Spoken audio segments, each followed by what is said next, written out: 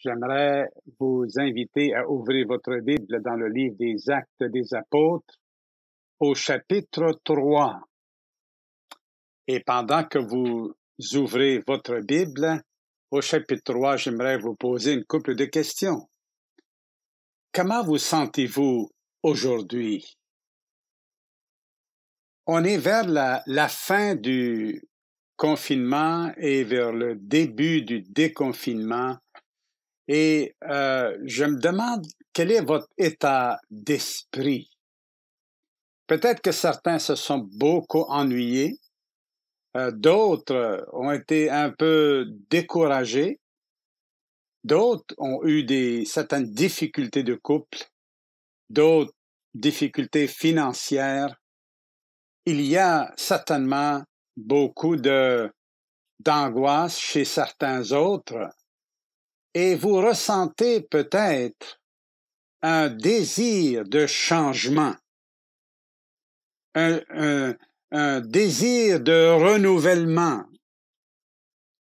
Et j'aimerais vous partager ce passage des Écritures aujourd'hui dans le but de vous exhorter, de vous encourager, frères et sœurs.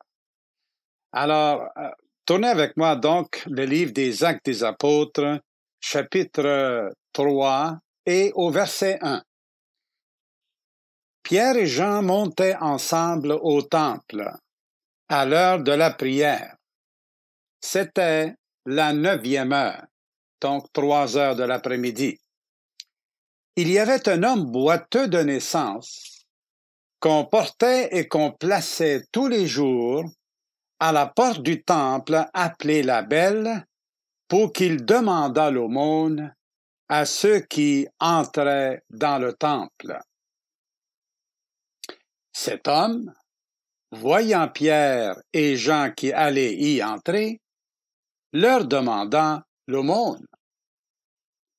Pierre, de même que Jean, fixa les regards sur lui et dit, « Regarde-nous. » Et il les regardait attentivement. Et il les regardait, s'attendant à recevoir d'eux quelque chose. Alors Pierre lui dit, « Je n'ai ni argent ni or, mais ce que j'ai, je te le donne. Au nom de Jésus-Christ de Nazareth, lève-toi et marche. » Et le prenant par la main droite, il le fit lever. Au même instant, ses pieds et ses chevilles devinrent fermes, et d'un saut il fut debout, et il se mit à marcher. Il entra avec eux dans le temple, marchant, sautant et louant Dieu. Tout le monde le vit marchant et louant Dieu. Il reconnaissait que c'était celui qui était assis à la belle porte du temple pour demander l'aumône. Et ils furent remplis d'étonnement et de surprise au sujet de ce qui lui était arrivé. Comme ils ne quittaient pas Pierre et Jean, tout le peuple étonné courut vers eux au portique dit de Salomon. Prions un moment, s'il vous plaît. Ah, Seigneur Jésus, merci pour cette belle histoire. Seigneur, tu as honoré la foi de Pierre, de Jean et de ce malade, de cet infirme. Et tu l'as guéri par ta puissance, Seigneur Jésus. Tu l'as relevé. Tu as amené un changement, un vent de changement dans sa vie. Tu l'as béni aux yeux de tous. Regarde, Seigneur, mes frères et mes sœurs. Regarde quel est leur état d'âme. Regarde leur morale. Et je prie, Seigneur, que tu opères par un vent de changement, de rétablissement, de fortification, les âmes de ceux qui t'appartiennent. Amen. Donc, le contexte général de ce passage, c'est depuis le chapitre 1er, on voit où Jésus, avant de monter au ciel, il a passé 40 jours avec ses disciples. Il leur a donné le Saint-Esprit et il est parti et l'Esprit de Dieu, avec les apôtres, les disciples, sont partis à la conquête du monde. Ils ont commencé à prêcher à Jérusalem et dès la première prédication, des 3000 âmes sont venues au Seigneur, se sont converties. Et comme on va le voir ici maintenant, une deuxième opportunité qui va conduire à la conversion de 5000 autres âmes. Il y avait un mouvement tellement puissant de l'Esprit de Dieu qui est venu et qui a opéré et d'ailleurs continue à opérer des transformations dignes de Dieu, que Dieu seul peut opérer dans les cœurs et dans les vies des hommes. Et donc, après l'extraordinaire récit des premiers fruits du chapitre 2, on arrive au chapitre 3. Pierre et Jean montaient ensemble au temple. Pourquoi le mot monter? C'est parce que le temple à Jérusalem, il est sur le plateau du mont Sion, et il fallait littéralement, physiquement monter. Et il y avait d'ailleurs des degrés, un escalier qu'on voit encore aujourd'hui, qui monte du chemin en bas et qui monte vers le haut, vers le temple. Alors, Pierre et Jean montaient ensemble au temple à l'heure de la prière. Il semble qu'il y avait 3 heures de prière, 3 périodes, à 9 heures, à midi et à 3 heures. Et ici, il semble que c'est bel et bien à 3 heures l'après-midi, comme le texte le dira plus loin, comme de quoi c'était le soir. Alors, donc c'était tout de suite après. Alors, il montait à l'heure de la prière, c'était la 9e heure.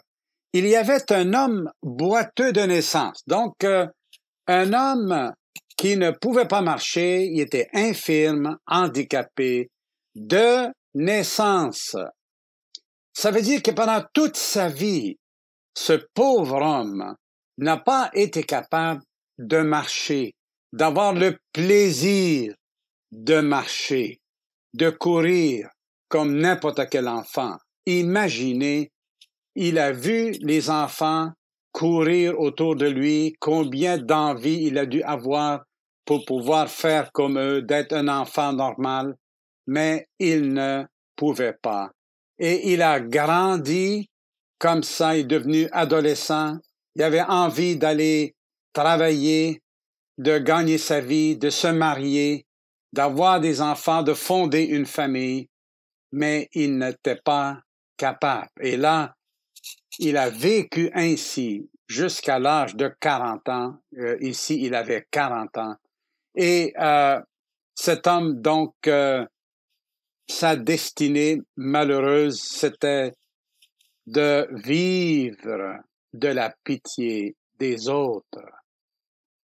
Heureusement qu'il y avait des amis qui le prenaient et qui le conduisaient à la porte du temple, à la porte en tout cas de la ville, mais où ça dirigeait vers le temple, où beaucoup de gens y allaient. Et normalement, ceux qui allaient au temple pour prier, par exemple, ou offrir un sacrifice, eh bien, c'était des gens pieux qui avaient la crainte de Dieu et donc qui seraient apte, bien disposé à être généreux par compassion envers cet homme. Donc, on l'a placé à côté de la porte qui se nomme Belle.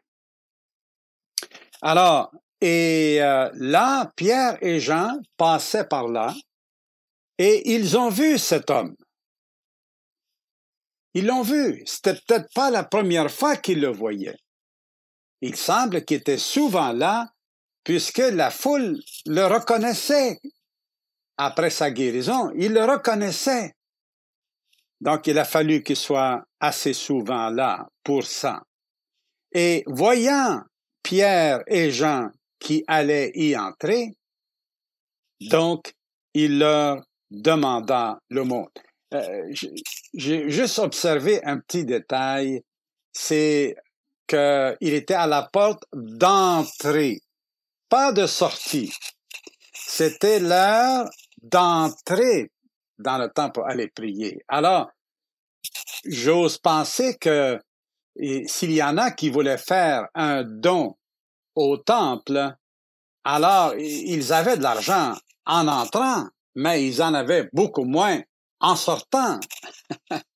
Donc, en le plaçant à l'entrée, c'est là, le texte ne le dit pas, mais je le déduis, les gens ont quand même quelques sous, comme quand on va à l'église, on a encore de l'argent avant d'entrer, mais quand on a sorti, on a donné notre offrande, notre don, on l'a fait, et on en a moins à donner. Alors, il y regarda, et il fixa, il regardait dans les yeux, parce que il veut rejoindre les yeux, le regard des gens.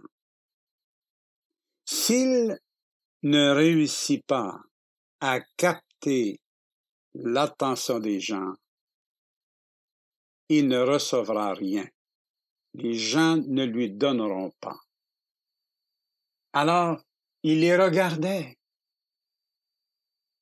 D'ailleurs, vous savez, quand vous allez dans les souks, si vous allez à Jérusalem, vous allez aller dans les souks, eh bien, si vous allez avoir dans les souks les gens qui vendent, des vendeurs, chacun sa petite boutique, et ils vont vous appeler, venez, venez, venez, venez. Tout le monde va vous dire, venez, venez, entrez.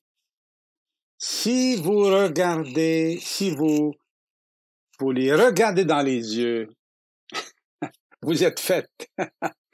Et ça va être pas mal difficile de passer tout droit.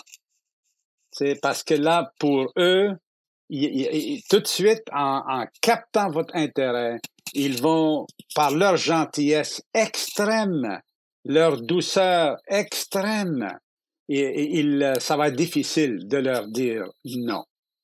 Alors, et ici, Pierre et Jean, évidemment, ils n'ont pas passé outre. Ils se sont arrêtés. C'est des hommes remplis de l'Esprit de Dieu, esprit de miséricorde, esprit d'amour, de grâce. Et ils ont fixé les regards sur cet homme. Ils n'ont pas eu peur de le regarder dans les yeux. Qu'est-ce qu'ils ont vu dans les yeux de ce pauvre homme? Un jour, j'étais avec mon épouse, Ginette, c'était à Noël, et on est allé au centre-ville la veille de Noël. On voulait acheter des cadeaux. On a pris le train, on a descendu à Montréal, et là, on se promenait dans les rues, et on est entré chez le grand magasin L'Abbé. Et en entrant là, on a vu des belles choses. Mais quand on regardait le prix, on a passé tout droit. On avait quelques dollars, quelques sous dans nos poches, et On savait bien qu'on n'était pas capable, mais on a dit d'un coup. Et finalement, on a traversé le magasin et on a trouvé beaucoup de choses, mais on n'a pas pu rien acheter. En sortant par la porte d'en arrière, look, il y a un homme de la rue qui me présente sa calotte. Mais moi, habituellement, je suis généreux, mais là, j'étais tellement près de mes sous parce que je voulais acheter des cadeaux à mes enfants que là, j'ai pas voulu croiser son regard. Je l'ai juste passé comme ça. Je n'ai pas voulu m'arrêter à son regard. Et j'ai passé tout droit. Pourquoi? Je ne voulais pas voir la misère de cet homme. Je ne voulais pas voir sa souffrance.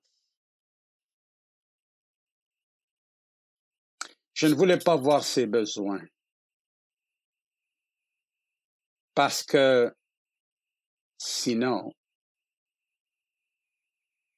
ça m'aurait disposé, j'aurais ressenti une contrainte de donner. Je ne voulais pas être en contact avec ces émotions chrétiennes, ces émotions humaines de la pitié, de la compassion. Je ne voulais pas faire appel à cela, de peur que je doive mettre ma main dans ma poche et de faire un don à cet homme. Alors, j'ai continué tout droit, mais j'ai pas fait 10 pas que là, je me sentais vraiment cheap, coupable. Non. Je me suis arrêté et j'ai demandé pardon à Dieu. Vraiment, j'étais sûr que c'est l'Esprit de Dieu qui me parlait là. Il n'a pas aimé qu'est-ce qu'il a vu et il a voulu, comme on le fait avec nos enfants, il voulait m'amener à faire la bonne chose avec le motif de Dieu. Et je retourne vers cet homme et je l'ai regardé dans les yeux pour voir sa misère, son espoir de recevoir quelque chose, d'apporter un peu de changement, un peu de rafraîchissement à ce monsieur-là. Et je lui ai donné. Et je lui ai dit, monsieur, Dieu vous aime. Cet homme m'a regardé, esquissé un sourire rapide. Et je suis parti. Souvent, on ne veut pas regarder. Même des fois le dimanche matin, on voit nos frères, nos sœurs qui arrivent là. Est-ce qu'on s'arrête pour nous regarder les yeux dans les yeux afin d'être plus sensibilisés à ce que l'un et l'autre peut vivre? On peut en voir des choses dans un regard. Ici, Pierre et Jean ont fixé les regards sur lui et ils ont tout vu de cet homme-là. Ils ont bien vu son espoir de changement, de recevoir un don qui va changer un peu les conditions de sa vie misérable. Parce qu'il ne peut pas aller travailler et prendre soin de lui-même. Il vit de la pitié des autres. Je me rappelle ce que mon père me disait lorsqu'il est venu ici les premières années lorsque il habitait à Alma, au Lac-Saint-Jean. Et il ne parlait pas français, il ne parlait pas anglais.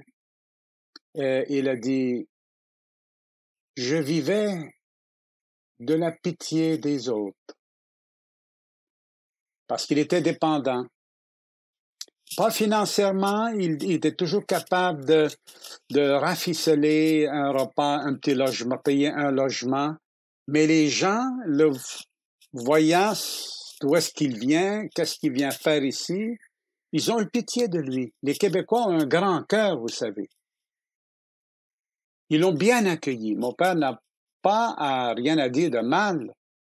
Au contraire, après son décès, il a dit, je veux redonner à cette population de telle manière que tout son commerce, tous les fruits de son commerce, les résultats vont à des organismes de bienfaisance dans la société. Ça, c'est comme ça, hein, dans la fondation qu'il a mis sur pied avant de mourir. Il était reconnaissant.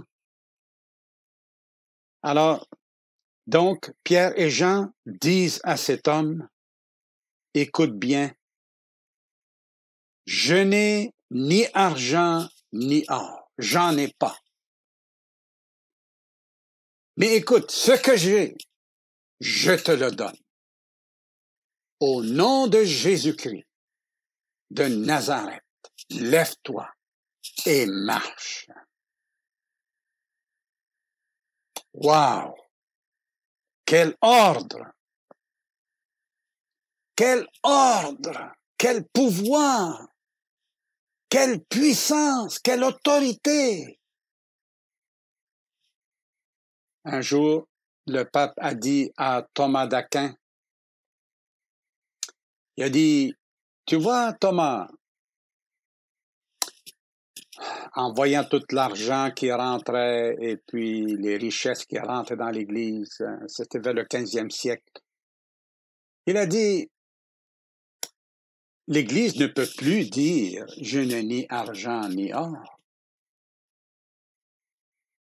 Thomas d'Aquin lui répond « mais l'Église ne peut plus dire « lève-toi et marche ». Wow! Parfois, quand on a beaucoup d'argent, on se confie dans l'argent. Et en moins de la donner, en moins de l'utiliser convenablement, que ce soit pour investir, mais pour partager, pour donner, pour construire, pour aider, afin de rester humain, parce que la confiance dans l'argent peut endurcir notre cœur. Et Jésus a dit, la séduction des richesses étouffe la parole et la rend sans fruit. Alors, cet homme-là, qu'est-ce qui est arrivé?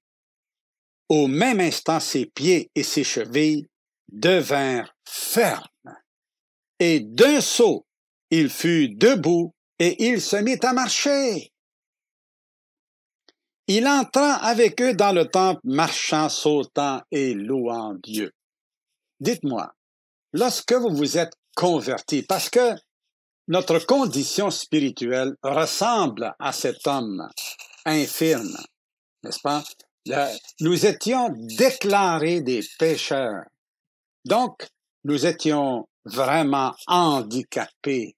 On avait 3 prises contre nous, pour employer le langage de baseball. 3 prises contre nous.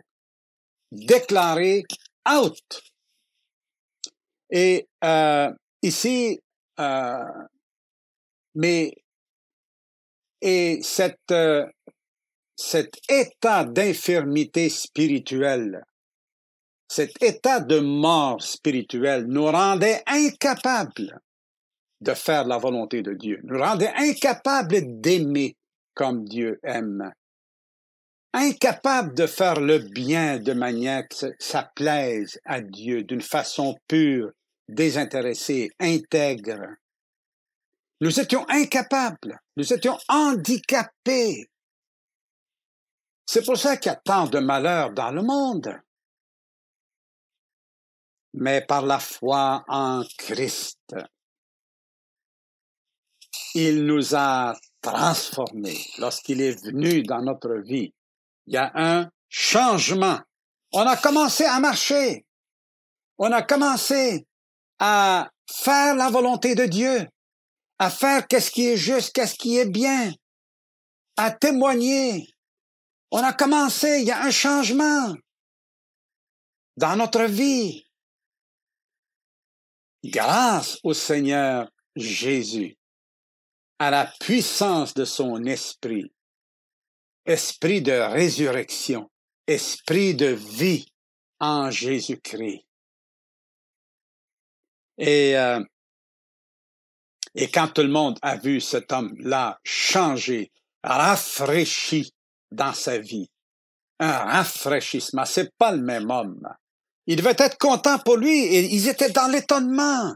Et là, ça venait de partout parce que, hey, viens voir, viens voir. Ils criaient les gens, viens voir. Et ils sont venus vers les apôtres parce qu'ils avaient besoin, eux aussi, d'un rafraîchissement. Et Pierre a jeté sur eux l'eau pure de la parole de Christ. Il leur a prêché l'Évangile afin qu'ils puissent se repentir et recevoir le pardon de Dieu.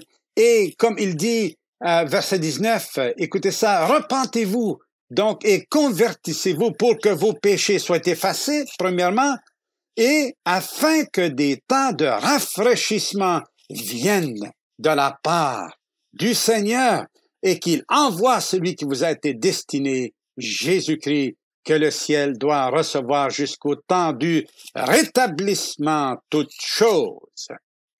Le Seigneur va revenir pour rétablir toutes choses. Il vient de dire, lorsque Christ est monté au ciel, chapitre 1, verset 11, il vient de dire qu'il va revenir. Mais à la fin, il va revenir pour régner pendant 1000 ans sur la terre et ça va être un temps de rétablissement, de rafraîchissement pour tous ceux qui vivront cette expérience avec le Seigneur Jésus. Alors, mon frère, ma sœur, ou mon ami, peut-être quelqu'un ne connaît pas le Seigneur et qui écoute. Tu as besoin peut-être d'un temps de rafraîchissement. Peut-être tu te sens coupable. Ta culpabilité t'écrase. Viens à Jésus afin d'expérimenter cette transformation, ce rétablissement, ce rafraîchissement intérieur de ta vie, que tu reçoives le pardon de tes péchés, mon ami. Et toi, mon frère, ma sœur, tu as peut-être besoin, toi aussi, d'une sorte de réveil dans ta vie. Peut-être que tu es vaincu par un péché quelconque.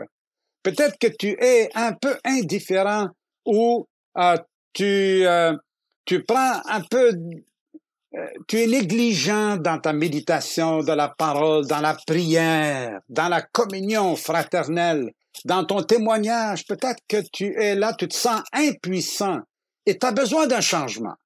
Écoute, toi aussi, viens à Christ. Et puis, tu gémis, dis-lui, Seigneur, je gémis après toi, après un temps de changement. Change-moi aujourd'hui. Je veux te connaître, car tu es le prince de la vie. Change-moi, Seigneur. Rafraîchis mon âme. J'ai besoin de toi.